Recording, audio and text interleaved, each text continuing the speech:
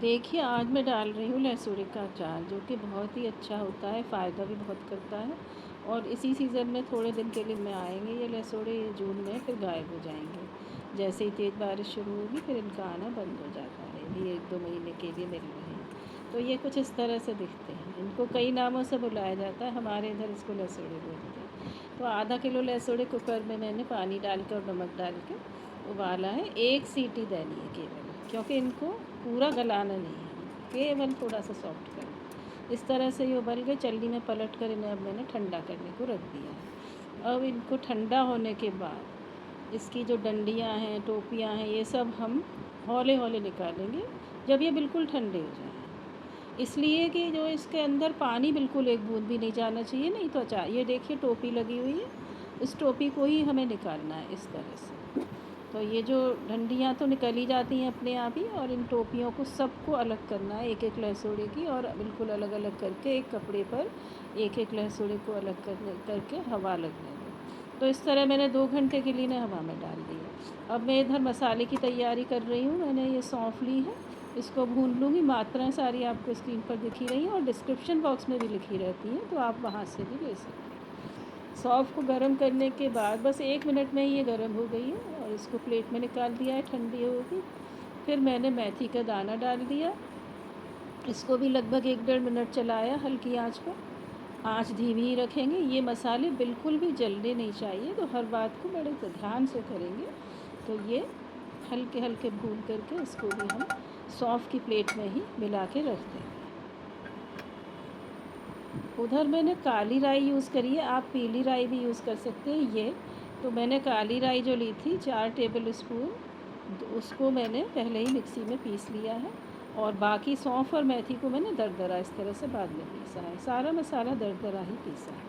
तेल को अब पैन में डालकर आंच पर गरम कर लिया है, और इसमें राई, अजवाइन, मेथी और हींग इनको डाला है, और फ्लेम बंद कर दें। तेज़ फ्लेम नहीं रहनी है, आंच तेज़ नहीं रहनी है।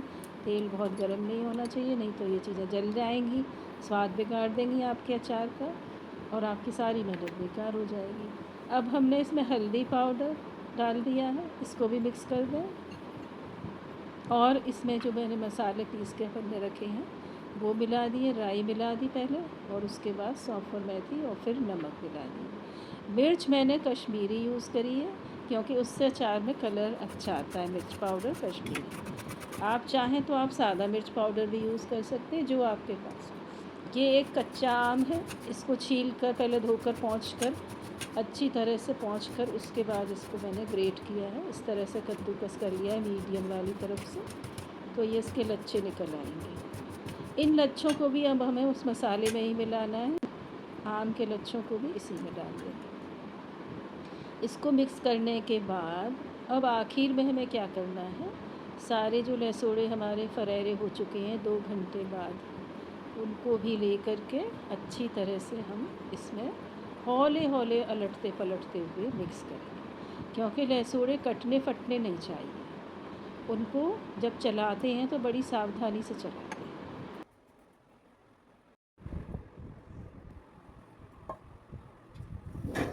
तो इस तरह से इनको मिक्स करते जाइए हल्के हल्के, और फिर से अपने बाउल में इनको पलट कर ढक कर रखना होगा हमें। अगर आपके घर में धूप है, आप उन्हें धूप में रख सकते हैं, तो ये 3-4 दिन में ही तैयार हो जाएंगे। कपड़ा बांध कर आप धूप दिखा सकते हैं। वैसे इस अचार को गर्मी के दिनों में तो धूप दिखाने की ज़रूरत नहीं है, आजकल बहुत गर्मी है। तो मैंने तो ढक कर घर पे ही बाउल को रख दिया है। और देखिए इसे बाउल में पलट दूँगी। मिक्स होने के बाद इस तरह से बाउल में पलट दीजिए, और दबाकर हल्के हल्के, सारा काम हमें हल्के हल्के करना है, क्योंकि लहसुड़े अगर टूट गए तो फिर वो अच्छे नहीं लगेंगे। अभी ये नहीं टूटने चाहिए। और इसके बाद मैंने इस पर एक प्लेट से इसे अच्छी तरह से ढक कर रख दिया है। हाँ, तेल थोड़ा कम लग रहा था, तो मैंने 2 बड़े चम्मच तेल और इसमें गरम करके ठंडा करके मिक्स कर दिया है। गरम तेल तो हमें डालना ही नहीं है, पहले उसका धुआं निकल जाए, फिर उसे ठंडा करके ही इसमें हमेशा डालना होता है। अगर आपको और डालना हो तो भी आप आगे इसी तरह से डालेंगे, क्योंकि लहसुड़े तेल में डूबे रहने चाहिए, लहसुड़े का अचार। तो अब ये ढक्कन मैंने लगा कर रख दिया था, अगले दिन मैंने इसको अलट पलट दिया है। तो आपको डेली सुबह शाम इनको इस तरह से नीचे से ऊपर करना है और 6-7 दिन बाद आप देखेंगे ये इतना अच्छा तैयार होगा। आप इसे चाहे पराठे, पूरी, किसी के भी साथ मज़ा ले सकते।